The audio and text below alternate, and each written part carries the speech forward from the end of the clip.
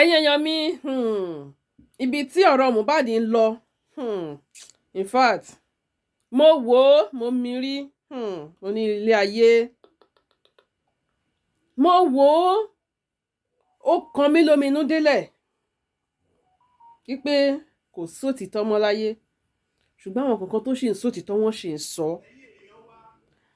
mo fẹ́ kí wọ́n lọ gbọ́ ohun tí Yomi Fabiyi sọ ẹ rí pé bí mi ṣe gan ṣe sọ̀rọ̀ inú mi ò dùn because mo wò pé kò yẹ kó rí bẹ́ẹ̀ mo fẹ́ kí wọ́n lọ gbọ́ ohun tí Yomi Fabiyi sọ àti ohun tí ó ṣàlàyé wípé bọ́rọ̀ yìí ṣe ń lọ báyìí Wunmi ń threaten bàbá yìí pé tí bàbá bá fi lè make any attempt kankan fún òun bóyá òun lòun pa kó òun wípé tóun bá wálẹ̀ bàbá gan máa ṣe kí ni bàbá gan máa wálẹ̀ kì í máa ṣọ̀rọ̀ kékeré kì í ṣe ọ̀rọ̀ kékeré rárá ẹ wò ó ẹ má jẹ́ fi gbogbo ẹnu sọ ṣàmùkú bàbá tí ń yóhùn padà díẹ̀díẹ̀ báyìí ẹ ṣàyàrá já fílẹ̀ bẹ́ẹ̀ mo fẹ́ kí wá lọ gbọ́ bí Yomi Fabiyi bó ṣe ṣàlàyé yẹn ṣé ọ̀rọ̀ tó wà lẹ́nu ìsìn ẹni tó bá ní ọgbọ́n òun lọ̀rọ̀ yẹn máa yí dáadáa ẹ já wa lọ gbọ́.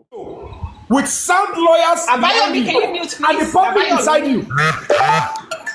Tani Àbáyọ̀mí kò mute ẹjọ́. Gbogbo nǹkan tí ẹ bá rò pé irú àwọn búkì yẹn jọ ṣe papọ̀ tó bá jẹ́ pé kò ṣe pé ẹ̀yin gangan lẹ tún bẹ búkì yẹn ṣe tó bá jẹ́ pé ẹ̀yin wà nípa ẹ sọ jáde lẹ́ẹ̀kan.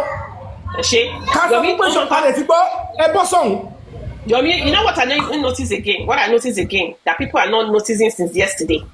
How all of a sudden ọ̀rọ̀ autopsy tó ṣe káwa everybody lára tó èèyàn tẹ́ pè ní àyà ni mo gbá o ẹsẹ̀ ni mo gbá o agbéwadé bẹ́ẹ̀ o kò bọ́ tàlátànà láti sọ̀rọ̀ nípa ọ̀rọ̀ yìí none of them. nígbà tó ti gbé wọn sínú ra ó ti gbé wọn sínú ra. Exactly, so that should make you guys know that it was all planned. It was all planned. ó ti mọ ṣé ibi tó ń ṣe ló máa jáde. Lady Ebony they cannot come out. Bóyá after 1 week. They cannot come out. Wọ́n tún gbọ́dọ̀ lọ strategize. Wọ́n tún gbọ́dọ̀ lọ mọ nǹkan tó fẹ́ ṣe. They cannot come out. Wọ́n tún gbọ́dọ̀ ro nǹkan míì tó fẹ́ fi gbé lu public. Bóyá after 3 days or after 1 week wọ́n tó jáde. Àwọn èèyàn burú people are wicked o. People are wicked o. No even kind of coming out to apologize or nothing. Nothing. They just apologize. Thinking. They want to go and think. They want to go and think. You're always thinking. Let me tell. They dupe us. It's the truth. They dupe us where. And if you're not careful, they will continue to dupe us again. So can anybody love us? No matter what, platform. Lady Ebony, listen. Why? I need to be request kan. The day tí Yomi gave Muiwa that address. I was thinking, ṣé Muiwa fẹ́ sọ fún mi pé òun ò mọ àdírẹ́sì ilé Mohbad ni àbí Muiwa ò lè béèrè àdírẹ́sì ilé Mohbad lọ́wọ́ bàbá ṣé bàbá ò lè fún Muiwa ní àdírẹ́sì? Why are they asking? They're just fooling us. They're fooling us. Let me tell you another thing. Why are they asking Yomi? Another thing that I want public to notice. Mr. Prince, Prince Nisuru Jare. Another thing to notice. Share anybody who kí ló dé tí Sanshitu àti whoever kí ló dé tó ṣe mention nípa CCTV ìgbà tó wà ní inquest ni. God bless you. He did not mention anything concerning any CCTV, any phone, any 3-second phone. Forensics, nothing. Even without phone, without CCTV, without phone. Àti gbọ́ pé iCloud kan náà ni Mohbad àti Wunmi ń lò. Wunmi was in the corona inquest. Thank you. It's very easy to say, my lord. We understand. We have the opinion that the CCTV is working. Exactly. Ẹ jẹ́ kọ́kọ́ sọ fún kó wá kó download ẹ̀. But they got phone away. Let me even have another extra one for you guys. Another one. Because I talk about okay, video. Kí ló tó ṣe lè gbé chat yẹn. Chat Adura ṣe sí to send it to Yomi. Why can't they take it to the inquest? This is what is enough. That is enough. Bring Adura back. Especially when we let us fool ourselves. Charge Adura or Damola to court. Yes. It's enough for the lawyer to say this is a very good sign. Yes. How can they accuse you of taking somebody's life? And the person in question when you are going tí ẹ lówó láti máa lọ sí TV station and you could not even charge him even tẹ́ bá tẹ̀ lè report ọlọ́pàá you can sue him to court on a civil matter. kò lọ gbogbo bẹ̀rẹ̀ ọ̀ṣẹ́ ìtì èmi lè tún try tí mo rí fún gbogbo ẹ̀ wọ́n mi bú mi àdúrà bú mi bàbá bú mi ẹ gbogbo àwọn tó bú mi papọ̀ gùrẹ́sì bú mi búkì yẹn bú mi gbogbo wọn lórí kílẹ̀ ń ṣe. let me tell you evidence. Exactly, Yomi, let me tell you, a real lawyer, if that lawyer was fighting for Mohbad, ó máa ti lọ sí kóòtù yẹn lọ́jọ́ tó ti ṣe chat yẹn, tí chat tádúrà ti chat yẹn, á ti gbé lọ sí wájú judge yẹn pé your honour, this is a change, these are new improvements that came up, yes. new thing, this is a chat, this is not even a video. And video of 3 seconds video of his stickers to here. This is a chat. There's no sticker on this chat. And Adura said, I have a video where they push my brother and my brother used air to knock floor. Come on now. Adé tún lọ sí police station for evidence. Adé tún lọ sí police station. Adé tún lọ sí. Lady Ebony, how are you people were shocked? Tí bàbá ṣe analyze the criminal cases. If the doctor of Perez Hospital could come out and tell you that I want the CCTV bí Mohbad ṣe dé ṣípò ẹ̀kí gbogbo yín wọ́n ẹ̀kẹ́ fọwọ́ bo ojú. Exactly. Ta ló ti lọ sí Perez yẹn tó engage wọn pé owó wà lẹ́ o as a witness ṣebí witness ló wá síbẹ̀ yẹn give us that CCTV tó o bá fẹ́ múlẹ̀ ẹ lọ gba court order give it to us òun ló yẹ kẹ́ ti present kan tó pé doctor yẹn wá the doctor is now coming to tell you that we have the CCTV of how Mohbad was brought into the own hospital. God bless now, you, ask yourself. God bless you. Because tí máa sọ sí pé nǹkan tá à ń béèrè ta ní ànídìí owó tá a fẹ́ ṣe nìyẹn tom block ẹ lọ wò ó sí yìí bí doctor ẹ ṣe sọ if care is not taken this same set of people will go and start threatening that doctor. Yes. Even driver yẹn. Even gan wọ́n máa threaten driver yẹn báyìí. Lágbára Ọlọ́run and you know the funny thing. So when you want to say this any platform tó bá ti ní kẹ́ máa sọ̀rọ̀ lọ báyìí is double agent or is not assigned to fight for justice. Mr. Yemi, nobody can tell us. Nobody can tell us pé kò ṣe side bàbá ni wọ́n ti bà CCTV yẹn jẹ́. Side wọn lọ ti ń ṣe everything. And let me tell you guys, I'm surprised. Prince, let me tell you guys something. You'll be surprised pé bàbá àti Wunmi gbogbo wọn ṣì máa ń bára wọn sọ̀rọ̀ lẹ́yìn. This is all games. Yes, now 100% correct. All games. Wọ́n ń bára wọn sọ̀rọ̀ ẹ má tọra yín. All games. Gbogbo kéèsì tó gbé kúrò zone 2 àní wọn tí gbédé wọn tí dé pàǹtí ni Bukky yẹn ti announce pé kéèsì yẹn o bó ṣe máa lọ rèé o kiri kan rèé o and it's dead on arrival. You see? Sami Jojo sì ń sọ lẹ́nu. You see? Sami Jojo sì ń sọ lẹ́nu pé wọn ò lè ṣe DNA láíláí DNA yẹn pé wọ́n ti agree láàrin ara wọn. Kò sí kankan tó ń ṣẹlẹ̀ ní sáìdì yẹn ẹgbàgbé sáìdì yẹn. Àdáwọ̀ ni wọ́n fún ní information. Àwọn ọlọ́mọ atọ́jú ọmọ ọlọ́mọ kí ló kàn wá sí báwọn ọlọ́mọ atọ́jú ọmọ ọlọ́mọ ṣé yẹn kà wá ní kókó bọ́ọ̀bù. DJ Bami kan ló ń báyọ̀ mi sọ̀rọ̀ kiri kan ni ó sọ gẹ̀dẹ̀ sọ́bọ̀. Mr. Yomi, àwọn yẹn dẹ̀ láwọn wá justice. Let me ask, Muyiwa misled Baba. Muyiwa is a bad one. Hold on, please, Mr. Jacob, say it again. Irọ́ ni o. I'm telling you, as I speak, I can play the audio for you. She's still on live right now. If not that conflict doesn't have direction. Hold on. If not that, say it again. These people are messing with the wrong individuals here. You are now coming out saying that, why you blame Baba? Muyiwa come out, Muyiwa is the bad one here. Muyiwa confused Baba. Muyiwa betray Baba. How can you say Muyiwa betray Baba? Wọ́n wá sọ bàbá di Muhabi. Ṣé bàbá mi the same people tó kọ track tó rí Giredu. The same people that are defending Mr. Muyiwa that nobody talk about Mr. Muyiwa it's only Baba it's only Baba we are jealous because is Mr. Muyiwa. Now you are now they coming are not related. They are all and guess the worst part of it. Vengeance, one of them now said yesterday that how do we show that they didn't read fake result to us yesterday? Because they did not do any autopsy. Okay? They read fake result. I did not do that blood pathology. that exactly, did not do anything, my brother. Let me tell ó you fẹ́ guys yọ the rẹ̀ truth. ó fẹ́ yọ rẹ̀ Ọfẹ yọra wọn. wèrè fẹ́ yọ Did rẹ̀ not do anything. wèrè Wọ́n ti jọ kí owó. Ìpé àwọn tó yẹ kó ṣe yín eyín wọn ti náìsì ní sí ó ti ṣe yín. the one was saying that Tẹ́ bá she wo was saying background àwọn lẹ́yìn náà, yàrá wọn ti fáìn, wọn ti ṣọ́ọ̀bù. Jeboni, she was saying that 70 million. nobody should blame Buki because Buki was only saying Emma Go. She said Buki was only saying what she's been told. ó sì ń ju ọ̀gẹ̀dẹ̀ náà ni ẹ má kó jẹ. Sọ́dáyọ̀ kí ló ń ṣẹlẹ̀ kí lẹ̀ ń fà sà? Ẹ ṣe thank you. À ń gbọ́ yín. They will pay for it, all of them. Yes, Nobody so- to remove each other. Wọ́n mọ̀ ń pa ẹ̀ gbogbo wọn. Àti Rangers Gbogbo wọn àti mọ̀ ń pa ẹ̀. Guresi o àti Buki o gbogbo wọn is their plan. Guresi is their number one person. Guresi. Lọ́dà pé ẹ̀yin ò tí ì gbọ́ bọ́ ṣe Errand gbé boy. Guresi wá.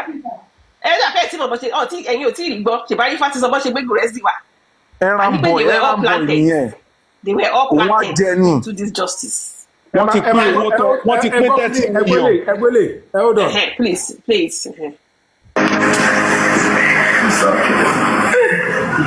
Mr. Biggs, Mr. Mo. There's nothing we can do in death.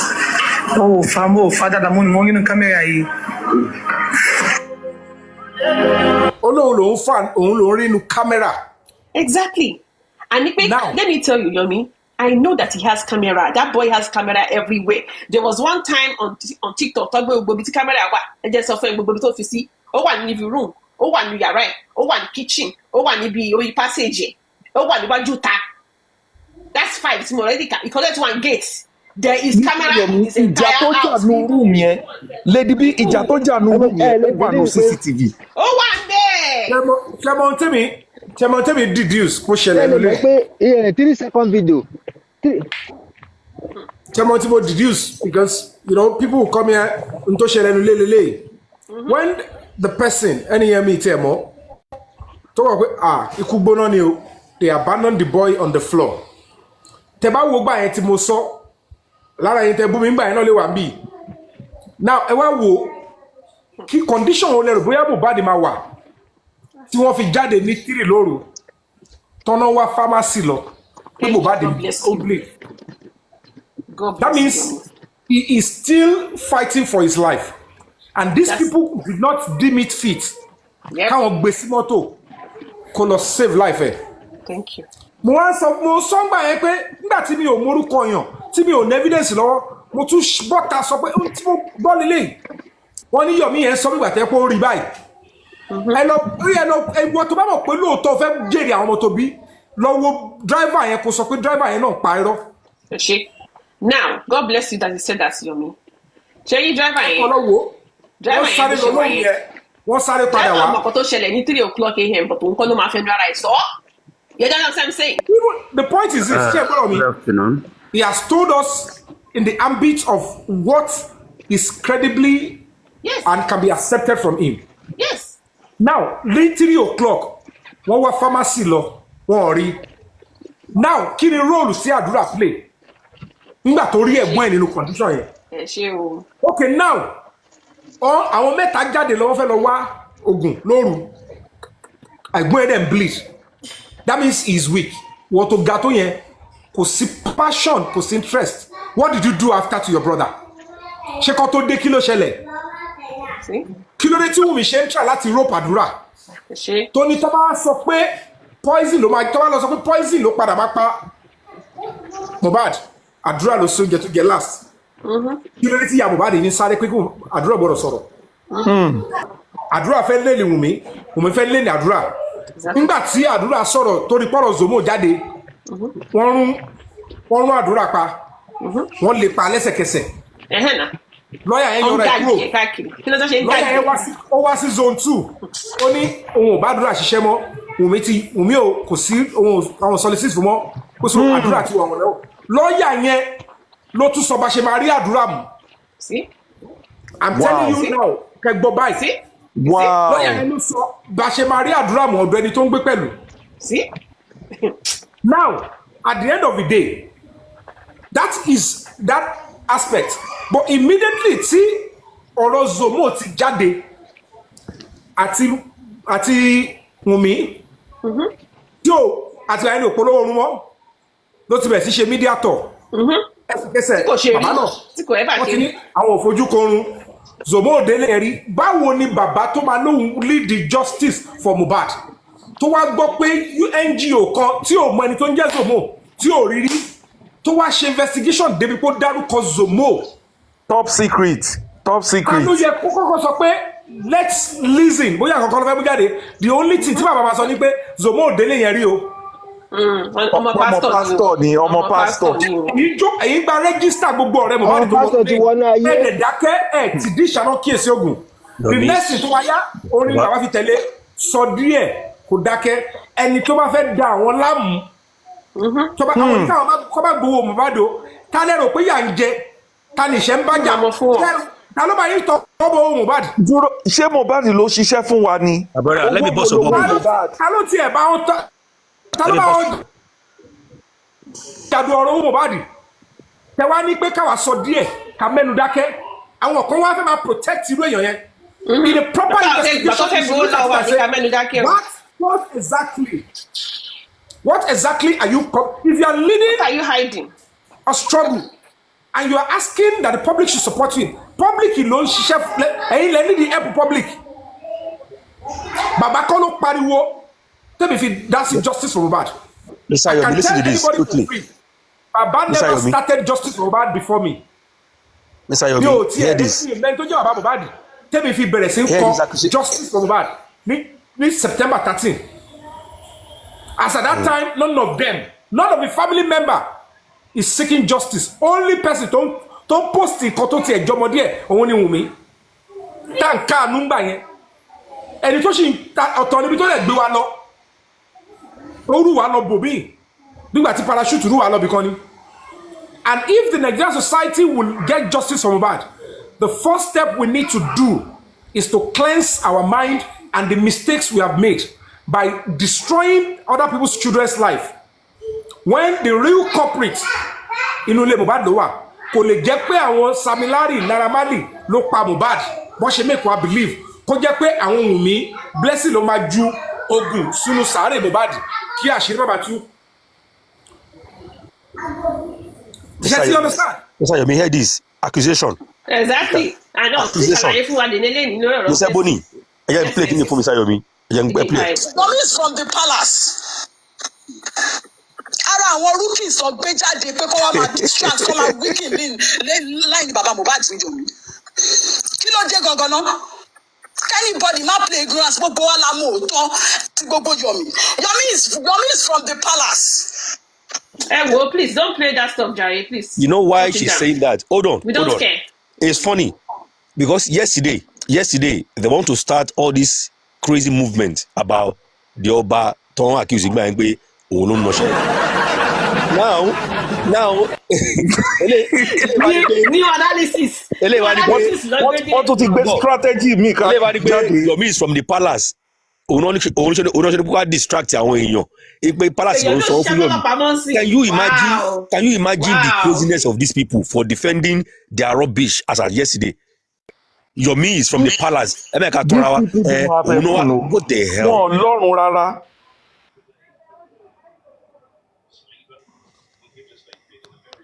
We can't hear you.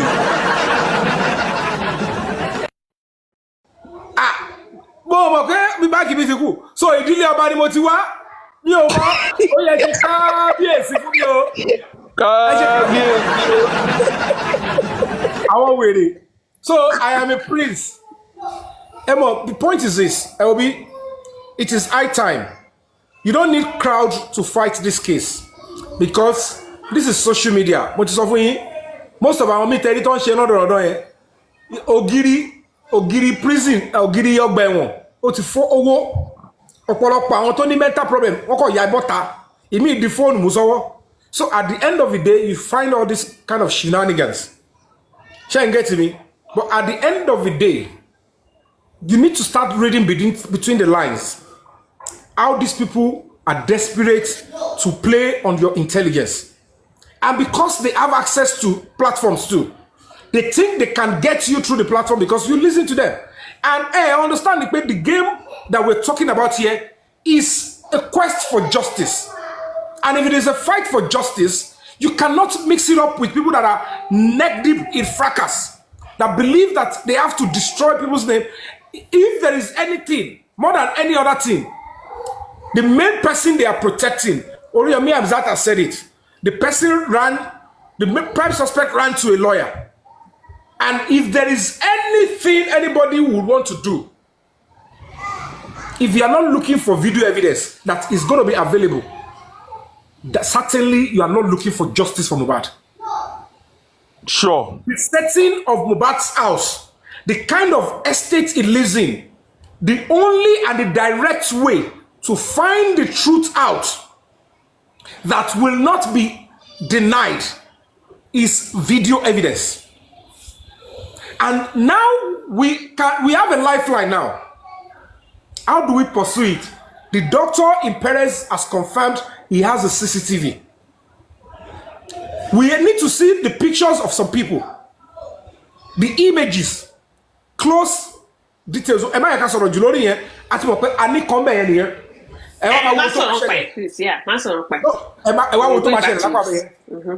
now, the driver is also a credible witness.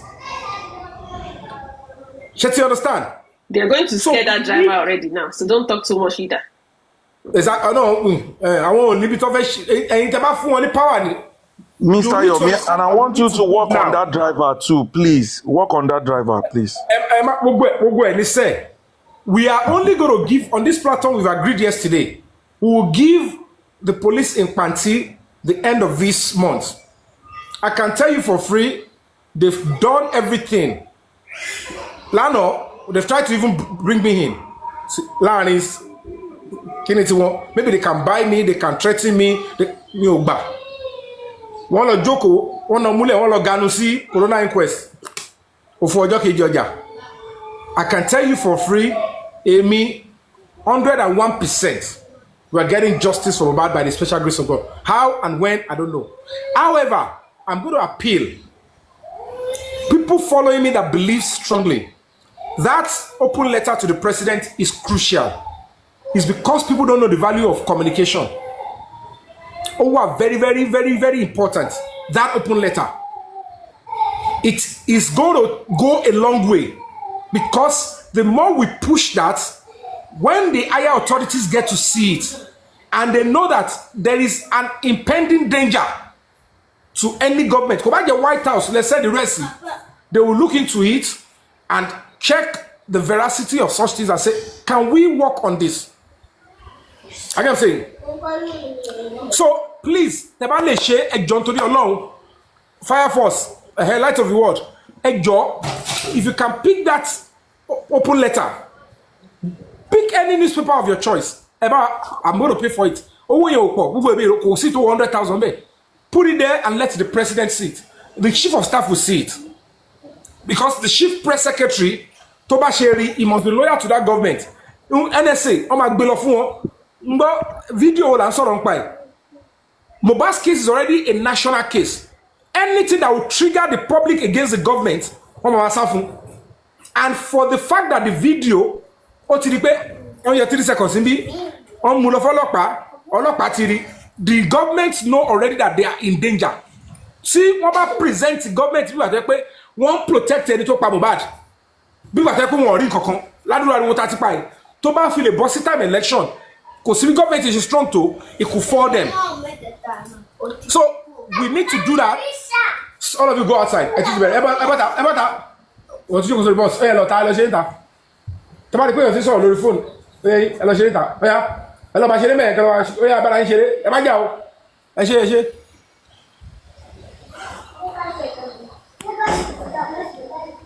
I don't understand. They protest in Abuja before you, I don't. So, please let us don't lose hope.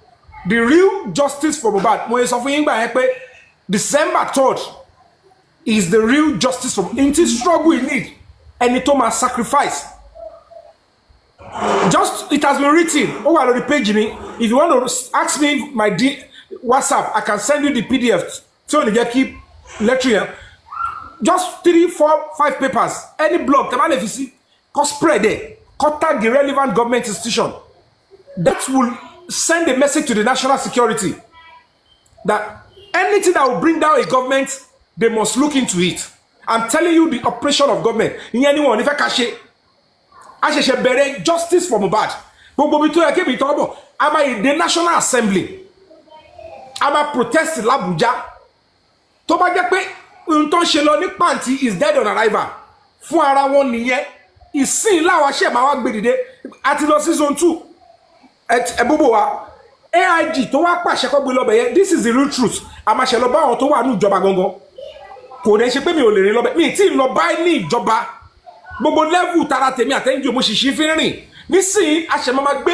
We now look for political solution. I want to support ẹni tó pa Mohbad. Káwọn náà bọ́ta show pa wọn wà ńbẹ̀. And let's see, because at the end of the day, I can tell you for free, lára àwọn ọ̀tá gọ́ọ̀mẹ̀ntì aṣíwájú is making attempt to have access to that remainder of the video so that they can use it to destroy the government. So gbogbo ohun tó bá máa gbà òun la máa fún. And then we will get our justice. Ẹ lọ fọkàn balẹ̀. But gbogbo ẹ̀ náà, it requires sense and careful movement. We are going to move around and ensure that they would not. Bó ṣe wà around Kongogan, around Kongaza wọn, bọ̀ èmi wọn lè ré mi mú. Èmi wọn gbé. Tí n bá máa gbà kúkọ́ mú mi, I will get the right template and instruction. Allow them to hold you. You want to use it and máa gbéra mi lẹ̀ fún wọn. So that is what we're going to do. Thank you so much, Yomi. I really appreciate you. Thank you. No problem. Everyone here. So let's have Abayo. Are you there? Everyone, sorry. Mr. Yomi, what I want to ask is what's the next action now? Hello. Next action. I won't say it. I won't say it. Yeah. No problem. The only thing I will Please, tell you to no do. more talking to this public. We're not going to say it outside. No, Let's be careful. right. There's no access. I proceed, please. Go ahead.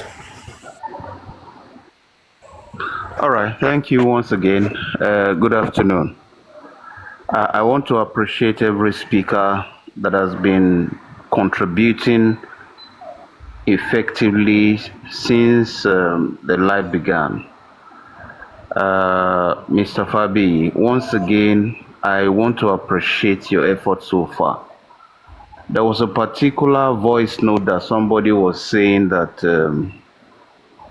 Yomi is representing the palace. I want to say emphatically that the public all over Nigeria is more educated than that fallacy in terms of this case of Mohbad. Nobody will believe that. Going by a little antecedent of Mr. Yomi Fabi, I referred to it the last time I was privileged to be on this live. When he was on the case of Baba Ijesha, it was like a drama or a film that people see on their normal TV on screen. But at the end of the day, he didn't give up. I was just wondering, how is this man getting all these things he's doing? In fact, I really appreciate your effort once again. Nobody can believe that kind of a story. Very soon, somebody can say that is the king or somewhere that is funding your...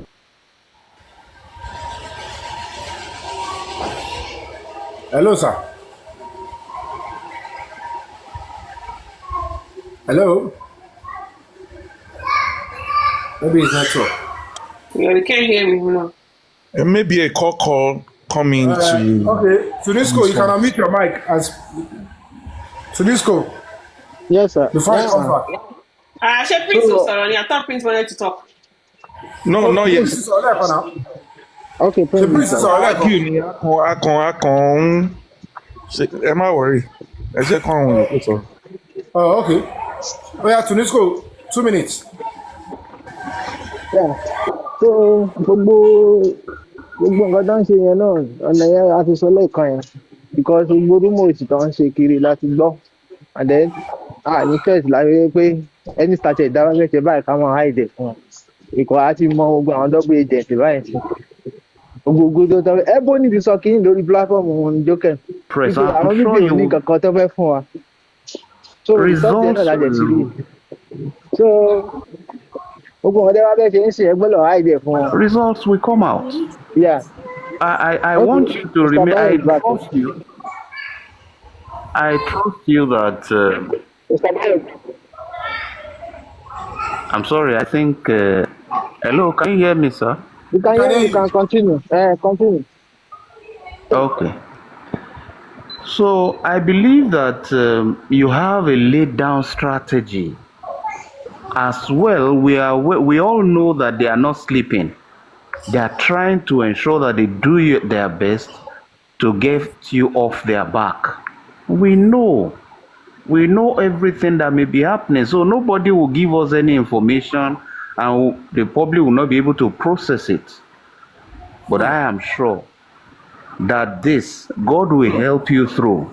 God will see you through. All that you are doing is for all of us in this nation that bothers, that cares about the tomorrow of our children. And I pray that your children and your children's children will forever call you blessed. Thank you very much for the opportunity once again. Amen, sir. Thank you so much. All right, Fatiza Foods and More. Are you there? Yes. Yes. You have the floor now. No, I just joined the program. I don't really know what you are talking about. I don't. Okay, then just keep up. Bolinton, you can unmute your mic. You can mute now, Fatiza. Mute. Bolinton, you have the floor. Everyone. Good day, everyone. So that's.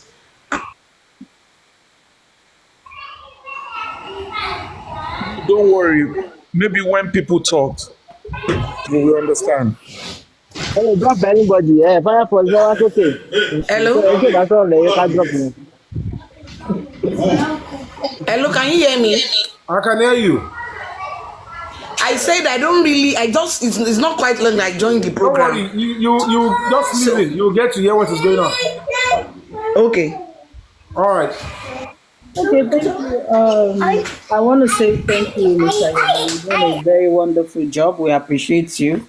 And I pray that God continues to strengthen you so that you won't give up. We don't want you to give up. At the same time, we just want you to be extremely careful. This is a case of Yoruba Manipe Eminimo. It's a case of somebody who intentionally kept their things and they're accusing people of stealing it. And they want you to look for it. How will you find it? How will you find it? I've said this thing like 7-8 months ago on Bralatis platform. I said, Owe Yoruba ni o, Karimba ni wa, Kamari no dem baba bayiwa. That is, the people around him are the ones making sure that he doesn't get the root of it. And he has also been an accomplice right now, because I'm not going to exempt him. No, not at all. Because he's not a baby. He knows what he's doing. So at this point, I am of the opinion that the family has come to a conclusion, an agreement, that let's settle this stuff amongst ourselves. Maybe money has exchanged hands, property has exchanged hands, and they've agreed. But they cannot come to the public and tell us, oh, joy, it's not easy for them. Possible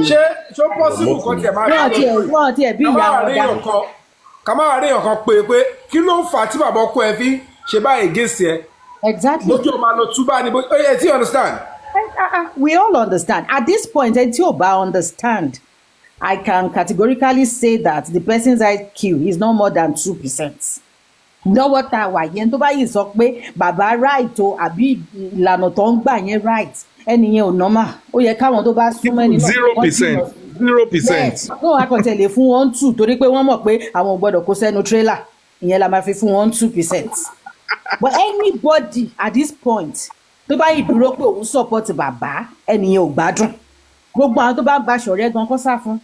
kan sá fún ẹni náà because I don't understand you collected about 70 million nígbà tí Bẹ̀rẹ̀kẹ̀tẹ̀ ní come I'm gonna do this for free ẹ kúrò lọ́dọ̀ Bẹ̀rẹ̀kẹ̀tẹ̀ because you know that you will not have access to money you left Bẹ̀rẹ̀kẹ̀tẹ̀ you collected public funds 70 million ẹ bẹ̀rẹ̀ sí fi jó gẹ̀lẹ̀dẹ́ stepmother no kí ẹ gba share everybody ń pín káàkiri now ẹ wá lọ ṣe photocopy yìí tí Lagos State ṣe fún wa that is photocopy they only change some terms there that's what I can say because you said you were going to take it abroad but gbà tẹ́ ẹ gbé dé lásù lọ́n ti kà á fún wa I mean lawsuit rather so ẹ kò bá a ṣe photocopy àwọn yẹn ní inconclusive ẹ̀yin ní unascertained as of yesterday spelling unascertained dẹ̀ sapa mi lórí I was like what rubbish is this unascertained bí báwo lẹ́lẹ́ fi bí true now ó sapa mi lórí mo ní ẹ̀ máa gbà mí unascertained bọ́lì wọ́n wá lọ gbé obìnrin kan tó ń sòyìnbó Amẹ́ríkà wá. wọ́n wá ń tàn wá this is the same autopsy o tí lọ́ọ̀yà yín lòun máa gba 9 million lé lórí o àbá ti gbàgbé ni tó lòun bá wọn méèyàn wá òun lòun fi wọ́n sóòtẹ́ẹ̀lì ṣé àwọn wèrè tẹ́fí sóòtẹ́ẹ̀lì náà unascertained lọ́rí gbé wá. 30 million. I mean, this is absurd. Bàbá wa sọ pé ẹ sọ díẹ̀ kẹ́ gbẹnu dákẹ́ nígbà tẹ́yìn gbowó ẹ̀ ṣe gbowó díẹ̀ kẹ́ stop. ẹni ẹ dá díẹ̀ ẹ dá díẹ̀. ẹni kì í tẹ̀ fún wa tó yìí o ẹ má fún wa mọ́. This is a ṣé wọ́n dá $1 nú owó yẹn. nǹkan tí ẹ ti jẹ́ délé gbogbo ẹni máa sọ. owó ẹlòmíì tó ń gbé pọnpọ́n owó ẹlòmíì tó ń wo kókè tó dá ẹ tiẹ̀ ní feelings. No, because you will not blame them. Yorùbá ní òkú òmọye tó ń ta gọ̀lọ̀rọ̀ wọn. These are people that have never seen a million naira in their life. God bless and you. And they were opportune to see 70 million. So they can afford to waste it. Because gbogbo ayé wọn ṣiṣẹ́ 1 million rí kọ́kọ́jọ́. Ẹ wá mú public fund ẹ ṣe bó ṣe wù yín. Àwọn olòṣì kan wá ń kígbe àwọn akígbe márùn. Wọ́n wá ṣépè bọ́mọ wọn. Wọ́lítì. You people understand it when ṣàlàyé fún yín. Oh shit. Mr. Yomi, I understand you more than you are even talking about. Hold on, sorry. Everybody can listen. Dr. Towayen came as a witness on the invitation of who? Of Baba's lawyer. Abi?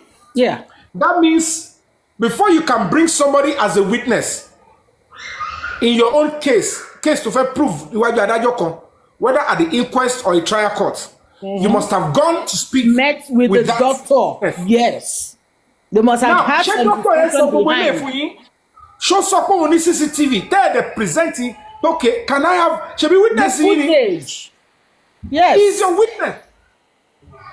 Let's have the footage. Why is that the footage not there? Yeah. And then we saw a footage that King of the South has been showing us. That footage is from the hospital. We want to see one of the footages. At least we can be able to tell. Iru plaster tari lẹ́yìn orí Mohbad yẹn. We'll be able to confirm it. We'll be able to confirm it. They are not doing anything. You zoom it. Gbogbo àpáta ẹ̀sọ́ ṣe ọrùn bó ṣe rí. Ẹ máa rí ọrùn ẹ̀. Bó ṣe ń gbé.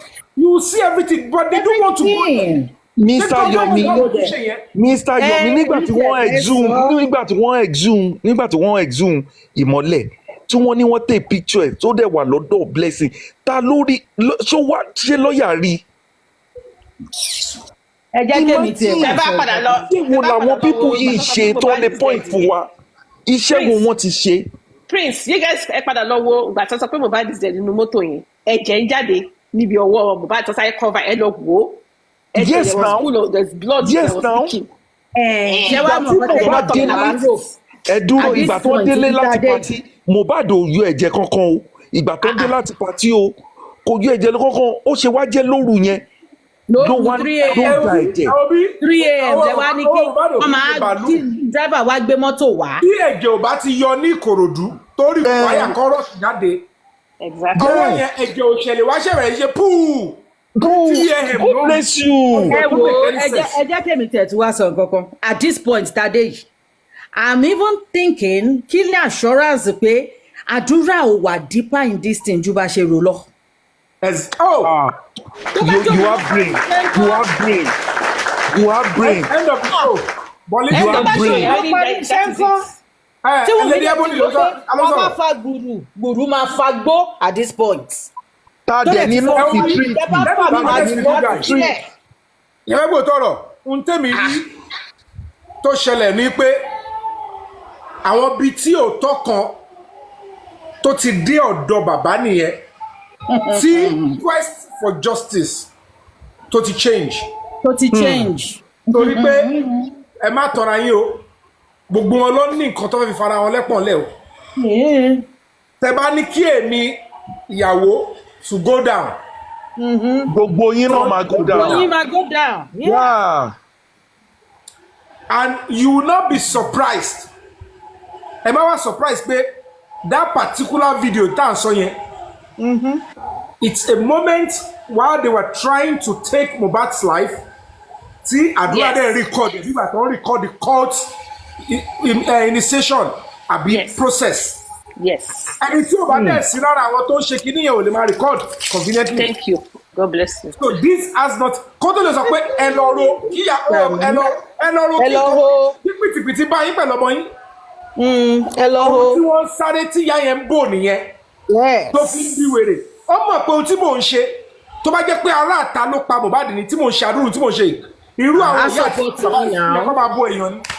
yes but torí pé ló bá fa gbùrù mi ò ṣe kankan tó bad wọ́n dẹ̀ stage gbogbo àwọn tó máa bú mi àwọn tó máa pè mí ní onírọ́ tó máa pè mí wọ́n dẹ̀ stage gbogbo social media. àwọn oníranú ìdí tí Ìyábọ̀ fi sá nìyẹn ìdí tó rí Yomi Amzat tó ṣe rọgbẹ nìyẹn. Yes, Burlington, Mr. Yomi, ṣe mọ̀ pé àdúrà ni nọ́ọ̀sì tọ́jú tó ń pè fún Mohbad. Àná ẹgbàgbé tọ́jú anybody. Tọ́jú anybody lẹ́kọ̀ọ́ wá ní. Ẹgbàgbé sí ti yẹn. Nọ́ọ̀sì tó ń tajú ìgò. 3 seconds video yẹn ṣe wà kọ́ ṣó ẹ mọ̀ níbi tó ṣe fi sticker síbẹ̀ ẹ wò ìyá kan wà ní kìíní yẹn lẹ́sẹ̀ ó gbá slippers báyìí ẹ wẹsẹ̀ yẹn. Ohun tó ṣẹlẹ̀ pẹ̀lú fídíò tí àdúrà send àdúrà ẹ̀rí ọkàn ló ń jẹ ó fẹ́ rọ sí orí Wùnmí nìkan so that tó bá ti bá lọ ẹ̀bìtì yẹn kúrò lórí òun ṣẹ́gẹ̀tì mi ìyẹn dẹ̀ wọ́n níwò pé tó bá jẹ́ yẹn ni ẹ̀yẹ́ kí bí náà bọ́ sí gbòòrò ohun tó gbogbo akúkú jọ sè tí lè fi jó both of them ni wọ́n play lọ́ lo spiritual stuff ẹni tí ó ju nǹkan tó jẹ́ family Mohbad tó ju nǹkan yẹn ó ń represent ẹ̀jẹ̀ ẹ̀ ni ẹ̀jẹ̀ èèyàn tó wà involve nínú kíní yẹn tí ò lè wà bold láti jù sí lọ́ni tí ẹni ọba ti lè ṣe kí ẹ̀jẹ̀ ẹ̀ bá lè ṣe ìyá ò lè ṣe bàbá ò lè ṣe ẹni tó wà ló play role yẹn I can tell you that is wọ́n de bọ̀bọ́ yẹn láyé wọ́n tún de lọ́rùn. òun ló fi jẹ́ kú wọlé tó yìí bọ́ńgbà tó máa ń ṣe dáadáa ó mọ̀ pé somebody must be in the case tẹ́bádẹ́ ni mo ti sọ tipẹ́ mo ní ìjà tá à ń jà lọ yìí the only way I can fight and get justice tí wọn ò ní lè ṣẹ́ mi lọ́wọ́ kò is mo ń gbàdúrà ẹ bá ti tẹ̀lé mi o mo ní I want them to involve me in this case ẹ bọ̀ kó mo ti ń gbàdúrà yẹn tipẹ́ yes you've been saying that. I have been saying it I want them to drag me into this case one way or the other that when I stand on it ẹni tó fẹ́ sọ fún mi pé mi ò ní right láti pursue case mo fẹ́ wò so gbogbo ìtọ́ ń tọrọ ọba àwọn lẹ́tà. How you will know that Baba is not truly looking for justice ẹni máa kú ni ó kú nínú ọ̀rọ̀ yìí àtijọ́ tí bàbá yìí ti ń sọ̀rọ̀ kò bọ́ tarí ṣépè pé ẹni tó pa ọmọ mi báyìí ló ṣe máa rí fún I have never heard him say that. Woman, your brain. Very true. Very true. So quick to curse people that have contributed for him. To curse people that are sweating, that are going back and forth because of his child. Who does that? Who does that? Who does not know that he knows what he's doing? Bàbá ò lanu rí sọ pé ẹ̀yin tẹ́ ẹ ṣe ọmọ mi báyìí o báyìí ló ṣe máa rí fún yín abiyamọ. Okay. Torí pé gbogbo wọn lábọ. So what if Talk, Mr. Yomi. What if Zomo was actually in the house and was having the cooperation of Adura and they were sent by who I would not want to mention now. Of course. To finish up the job. The job. For a spiritual or sacrificial or whatever for Okiki and expansion. Don't forget Mohbad wọ́n ti pa lápàsáyé already. Ó ti bẹ̀rẹ̀ sí ní memory loss. Èèyàn kan ti condemn ẹ̀. Somebody has been wọ́n ti ń fún ní nǹkan jẹ. Wọ́n ti ń ṣe wọ́n ti ń pàbọ̀ díẹ̀díẹ̀. And láàrin mi àti àwọn èèyàn ìṣòro táwọn ṣe ń wá òkìkí àtagbára ọ̀tọ̀ ni. Ọmọ olókìkí wọ́n dẹ̀ fẹ́ lò. Sọ díẹ̀ kó mẹ́nu dákẹ́. This thing, like I always tell you, the spirituality controls the physical. Absolutely. And ẹ má lọ wà surprise mo sọ fún yín sẹ́. Gbogbo àwọn tẹ bá rí pé nǹkan kan ń bà nígbà tí mo sọ pé wọ́n lépa ẹ̀mí mi ń jọ sí. Nígbà tá a máa gbọ́ pé nǹkan kan ṣẹlẹ̀ sáwọn èèyàn torí there was something supposed to happen to some people. Àwọn kúnyẹ́ ẹ̀kọ́ tí mọ̀ bó ṣe ń lọ o. Kò tí yẹ yín wọn mọ̀ bó ṣe ń lọ. Ẹni yẹn náà ló tún padà bẹ̀rẹ̀ sí lérí pé nísìnyí o they will come kìíní kan kò fẹ́ kú bọ̀rọ̀ ẹ má wọrí they will now know that ẹ má sọ̀rọ̀ yín lọ. So at this point ẹni tó bá yìí ń tẹ̀lé bàbá orí ẹ̀ ti gbálẹ̀ àti orí ẹ̀ ti dàrú tá bá wá rí ẹnì kankan tó ń gbé èèyàn tó ń ṣòótọ́ tó ń sọ tinú ẹ̀ tó ń sọ the right thing tó ń gbé ṣépè gbogbo èpè tó bá lè rù ní kó forí ẹ̀ ní kó ṣẹ́ o tó bá lè fi orí ara ẹ̀ rù òun ni kó ṣẹ́ gbogbo èpè ẹ̀ máa padà sí wọn tọmọtọmọ ni àdàbí tá a bá ṣòótọ́ lókù àdàbí tá a bá dẹ̀ dá owó wa bàbá máa jáde wàá máa sọ pé wọ́n ń fọmọ ẹ gbowó wọ́n ń fọmọ ẹ gbowó ẹjọ́ ta ni Mohbad ṣiṣẹ́ owó sí lọ́wọ́ nínú gbogbo wa ta ni Mohbad ṣiṣẹ́ owó sí lọ́wọ́ ta làwọn gangan dẹ̀ ṣiṣẹ́ owó lọ́wọ́ ta ni wọ́n ṣiṣẹ́ owó sí lọ́wọ́ ẹ̀ Mohbad rí nínú gbogbo wa ta ni family alọba ṣiṣẹ́ owó sí lọ́wọ́ gbogbo studio tó kọ́ gbogbo nǹkan tó ń fowó ṣe lẹ́yìn tó owó wọ yìí wọn náà ni. ni ẹ ṣe géètì ẹ dá step mother lókè ẹ dá lọ́lá lórí owó Mohbad náà ni ẹ dẹ̀ máa parẹ́ wọ́n fọmọ mi gbowó ta ni Mohbad ṣiṣẹ́ owó sí lọ́wọ́ such an ingrate ẹ máa pariwo òṣì wọ́n fọmọ mi gbowó wọ́n ṣe kinní kan Mohbad ṣiṣẹ́ owó sí wa lọ́wọ́ rí ni tí Mohbad bá wà láyé gan tó bá jẹ́yàn kan ni wọ́n ń jà fún Mohbad ò ní jáde kò ní jáde sọ pé mo ń fight for justice for anybody. So if at this point there are still some people. Bolitin, ask. I want you to even maybe you are not here then. Fatiza is not here then.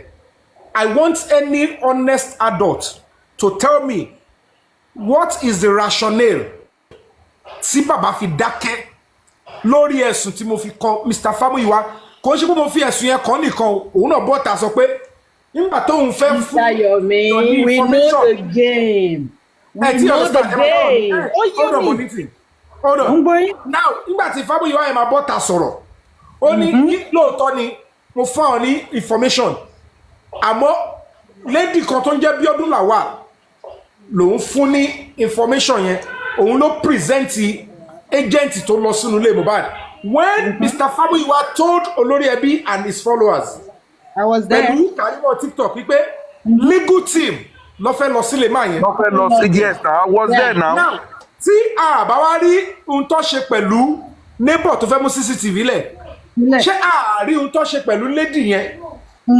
Other lady it is the same bookie lóní lady tó wá ń pariwo tó ní I did not nobody is after my life I'm okay that eventually confirmed that she lives in Mohbad's estate. Don't forget that it is the same bookie that went on her page to discredit the lady that I am lying that maybe more message Arami that the lady does not live in Mohbad's estate. Now when police went to the lady in Mohbad's estate to take a statement. They took a statement and then we went to court. We instituted a civil suit against Famuyiwa and the agent. Now, I told Baba Mohbad, nígbà tá pàdé ní command, and I looked at Baba's body language throughout our Olúdàmọ́lá ní command. Àwọn lọ́tún jọ ń sọ pẹ̀lú lọ́ọ̀yà àti àwọn tó bẹ̀rẹ̀ pé kọ́ sọ fún mi pé kí n má sọ kọ́kọ́ lórí social media. Ṣé ń gbọ́rọ̀? See what I'm saying? And I'm saying, really? Wọ́n sọ̀rọ̀ pé video. Ọlọ́pàá ní I'm not interested in that video. Nobody. Can you imagine? They couldn't challenge that. Even with their useless lawyer. A lawyer cannot challenge that. What are you talking? I don't believe this man. But they're confusing them. Now look at even the Baba again. Motushi insists. Emi o wa justice ni why insist? Motu gbéra lọ sí higher command Do you know what it means to challenge a commissioner of police? Do you know what is going to happen to my life? If a commissioner says, in this case, this is the only angle the command is treating. Normally, any weak person will just say, okay, sir, and go away. I still risked my life. I went to complain about the commissioner to the AIG. And I said, I want them to now investigate for me. And that did not come with just a visit. I was going back and forth. Until they brought Adura in, they couldn't get Damola. We spent millions. I am the one that came here and tell you that. None of you knew about it. Detectives were around Damola's house. I don't know that he lives in Epokia. That is inside Ogun State. Very close. But the police spent 6 days there looking for this Damola. And we couldn't get him. They went to, they picked 3 people. They released one, picked 2 from that place. Right down to zone 2. They stayed in the cell for 2 days. Then we went, they started looking for Damola. We realized he lived in Aja. When he took his load from Aja, from Ipokia, they slept in a friend's house with the guy. Then they moved the following morning. The driver now said that is how he lost the direction. We couldn't get Damola then. I said, I am not backing down. We continued. Then they used Adura. They said they should write a petition that I am defaming him. They now, if the same commissioner of police that the new one that we did protest to the other time. Yes, ma'am. Okay. Is the same commissioner of police Adura now wrote to again, saying I am defaming him, and he approved it that another department should go and investigate it. I didn't even know as at that time. Okay. I went to the same command. They said SID, and I got there. They called Adura. They called them. I waited for them. They rushed down. They started doing so many things. They talked. They did this. I said, I know they accept. The King White said, this guy. I said, all about when I like, we're going to talk. The worst you can do is to kill me in this station. I know they accept anything. Speak the truth and let your brother get justice. Yeah, Mohbad, I will do this. The police were cautioning us severally. The next thing, they said we should wait for the ACP. That is the Assistant Commissioner of Police, Joseph Dayoba. The man came. They said we should come into his office. He gave me my respect. He spoke to me well. And then the Adura spoke. I spoke my own side. Yeah, Mohbad was just like giving me a signal like, keep money there at the job. I'm like, I don't understand. I would never understand the language. And I would never forever. I am fighting for your son. They went to bring the police officer that took Damola to court. That one came. Who is that? There's that one guy here. He's saying I collaborate. I got it. I didn't fall for that threat. He said whatever I want to say. I didn't respond. That was why the King White was saying, one sorrow, Kole Sorobo. I look at that one. I'm not going to give room for distraction. I am standing on it. Adura, you shutted me up. I don't care if they took Damola to court. If until I know who sent me the video and I see the extension of the video, Damola does not have the extension of the video. That's why he could not provide it to the police. And that is why they could not charge him with it. Because if they have seen the extension of the video, they would have charged him more. So that means it's not complete. More than that. Yeah, kill me. Oh yeah. Kneel down. Once you go sign one. Then the guy was trying to tell me I should consider this woman. She's the one that is son pie. I said, I understand. And you should also respect the fact that I am fighting for a son. That I want Adura to speak the truth does not mean something bad will happen to Adura. What role did he play? What are they covering? Let's see the extension of the video. Then the ACP said, if that is the case, because he's the complainant, anything can happen, he might want to go to court. I said, excuse me, sir. Are you saying I've committed a crime? Let me know if you are detaining me. He said, no. I just want you understand that I'm an adult too. I'm in life. He started saying so many things. I said, no. He said, okay, maybe we should go now. He will send his report to the commissioner of police. That then they will call us again. I said, really? He said, okay, no problem. I said, I need to be admitted to bail because I need to go now. They said, oh, of course. I said, my brother is there. Oh, yeah, let's go. And then I now told them, after King White, I said, do you know that this King White and Adura, they are wanted, they are needed in zone 2. There is a warrant of arrest on them. The police officer, other police officers now said, wow, I should have said that since now. I said, I will face what I came for. And that is what I'm focusing on. He said, I should have told them. They will detain them. Then I will give them the number of the IPO. They'll come and pick them. I said, I just want to finish this one first because I did not know who petitioned me here. And that was when what delayed me. That was why Mohbad was saying they delayed me for 1 hour. That she waited outside. That they would have made them to lock me up. I was talking about how Adura will be arrested. She thought I was being delayed. Oh no, Mamua, no case for Adura. Because I told them, sir, you are begging me.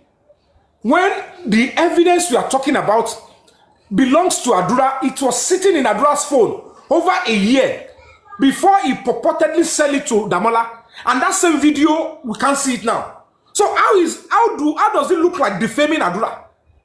The phone in question belongs to Adura. The TikTok belongs to Adura. The content of the phone, which is a homicide evidence, belongs to Adura. He has seen it long ago. He didn't drop it to police. And you are telling me that if I mention that Adura shouted me up and defaming me, how does that lead to defamation? I've not even cleared it. Money that you said it is Damola, it is police opinion. You cannot force it on me. I know the law and I know my rights. Let him go through the court and let them find him guilty. There is a way they will prove to us that he was the one that was shouting me up. And to be honest with you guys, I swear on my mother's grave, no single document was shown to me to prove that Damola was the one shouting me up, other than him saying, I shouted you up. Why would I conclude with you standing? What if you are staged? What if both of you did it together? That was what they did. They asked me to go. That was why the King White was threatening me that I must saw the physical. Because 2 departments in the Lagos State Command, I was willing to say, if you guys want to take my life, take it. I told the Commissioner of Police then, I am ready. This justice for Mohbad, we must get it. If it's going to take us to pass through Adura to get it, we will get it because this is homicide. How do you want to get the truth out? You want to remove the driver, you want to remove Adura, and you want to get the truth. How will you get it? Look at what the driver is now saying. Look at what Adura has said so far. It is still a serious distance. Now they want to, now since over 1.5 weeks, they have been threatening, they have set trap for me. That's Supobelo.